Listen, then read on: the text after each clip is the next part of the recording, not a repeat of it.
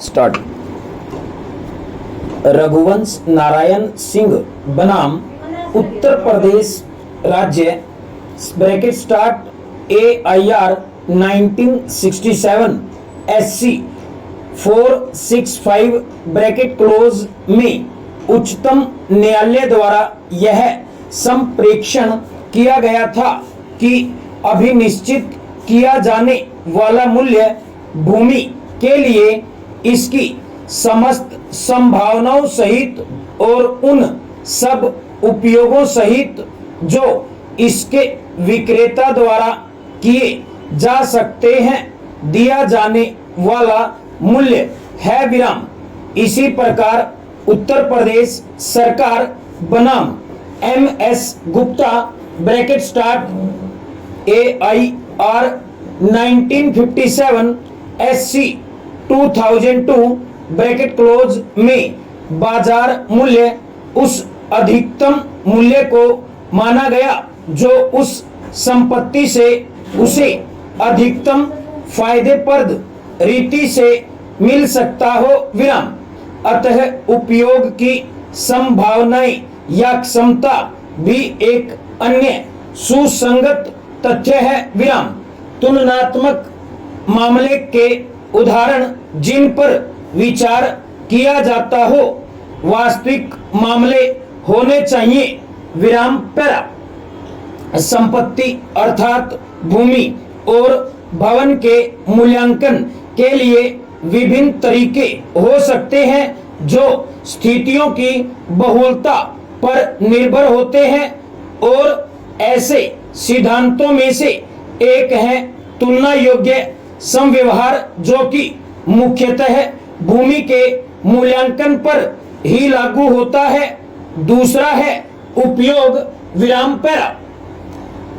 प्रत्यागम आधार इस पद्धति के अधीन मूल्य किराए की रकम जो कि कोई किराएदार देने के लिए तैयार हो के आधार पर अवधारित किया जाता है और वह किराया पूंजी के विनियोग का प्रत्यागम माना जाता है जो ऐसी संपत्तियों पर लागू होता है जो पट्टे किराए सुखाचार पर हो विराम पैरा। प्रत्यक्ष पूंजी की तुलना संपत्ति के मूल्यांकन के लिए यह तरीका कम ही लागू किया जाता है क्योंकि इस तरीके के अधीन दो वस्तुएं अर्थात संपत्ति और अन्य वैसी ही वस्तु जैसे शेयर इत्यादि पर विचार किया जाता है और जो मूल्य उनसे अभी प्राप्त किया जा सकता है उस पर विचार किया जाता है विराम। वस्तु की स्वयं की पहचान समस्त पर्द है और संपत्ति कदाचित ही अन्य वस्तुओं के समान होती है और इसलिए यह तरीका बहुत कम प्रयोग में लाया जाता है विराम पैरा। अवशिष्ट तरीका इस तरीके के अधीन भूमि या भवन का मूल्यांकन इस बात से किया जाता है कि क्या वे विकसित हैं या पुनः विकसित किए गए हैं विराम। यही वह आधार है जिस पर कि समाज की बदलती हुई मांग को पूरी करने के लिए विकास या ढहाने और पुनः विकास करने की अपरिहार्य प्रक्रिया चलती रहती है विराम। उसी प्रकार की संपत्ति जो वैसी ही रीति से विकसित की गई है के विक्रय की सीधी तुलना करके निकाले गए मूल्य को विचार में लिया जाता है विराम। यह तरीका मूल्यांकन के विकास पद्धति के रूप में भी जाना जाता है विराम। उक्त पद्धति मुख्यतः पुराने भवनों के संबंध में जिनको ढहाया गया है और उस पर नया सह निर्माण किया गया है लागू किया जाता है विराम पैरा। लाभ का आधार जहां एक दूसरे की तुलना से भिन्न हो, क्योंकि प्रत्येक संपत्ति के विभिन्न कारक संभव हैं जिनका अर्जित की गई रकम पर नाटकीय प्रभाव हो सकता है। विराम एक ही बाजार में भी दुकानों का मूल्य अवस्थित के कारण भिन्न भिन्न हो सकता है। विराम जो लाभ संपत्ति की स्थिति अवस्थिति या विशेष परिस्थितियों के कारण प्राप्त होता है उसे संपत्ति का मूल्यांकन करने के लिए आधार के रूप में लिया जाता है।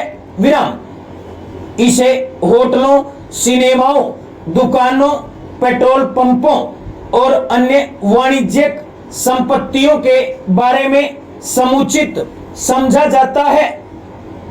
विराम पेरा प्रतिस्थापन का मूल्य यह तरीका उस संपत्ति के बारे में लागू होता है जो किसी विशेष प्रयोजन के लिए किन्हीं विशेष प्रयोजनों की पूर्ति के लिए परिकल्पित या उपयोग में लाया जाता है और ऐसी संपत्ति का मूल्य वैकल्पिक शर्तों के साथ साथ भवन के मूल्य को मिलाकर प्राप्त किया जाता है। विराम ऐसे मामले में संपत्ति के बाजार में विक्रय में कोई दृष्टांत नहीं होते और इस प्रकार तुलना योग्य कोई मामले नहीं मिलते हैं।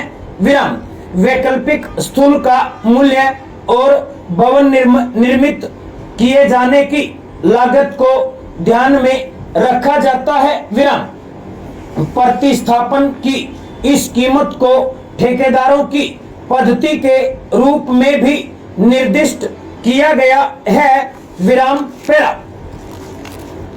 विभाजन का तरीका विभाजन की पद्धति आस्तियों के विभाजन का तरीका ऐसी हानि के लिए जो परेशानी उत्पन्न करने वाली हो अपनाया जाता है जिसकी फिर से पूर्ति किए जाने का कोई अवसर नहीं रहता।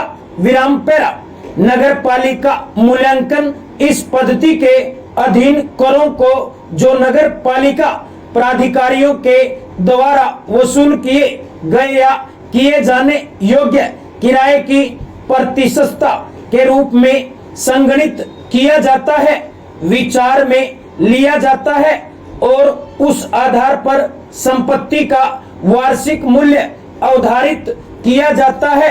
विराम पेरा भूमि और भवन पद्धति इस पद्धति के अधीन भूमि का मूल्यांकन अन्य भूखंडों के विक्रय के तुलनात्मक उदाहरणों के आधार पर पृथक किया जाता है और सह निर्माण की प्रचलित लागत को ग्रहण किया जाता है जिसमें से सह निर्माण के वर्ष को ध्यान में रखते हुए अवक्षरण की कटौती की जाती है। विराम यह पद्धति सामान्यतः अनिवार्य अर्जन के मामले में लागू की जाती है। विराम